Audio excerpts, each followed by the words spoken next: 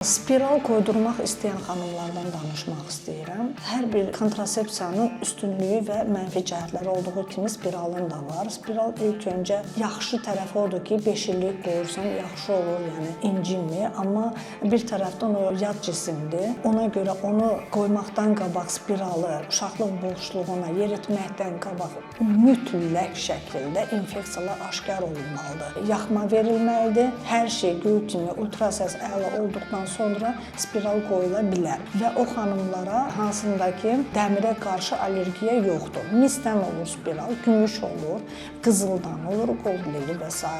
Miriyen olur, hormonal spiral. Ona 35 yaşdan tez məsləhət görülmür. Daha çox gümüşlü spirallara üstünlük veririk. Ona görə ki, mis daha çox allergiya verə bilər və iltihab yoxdursa, yəni spiral qoymaq olar.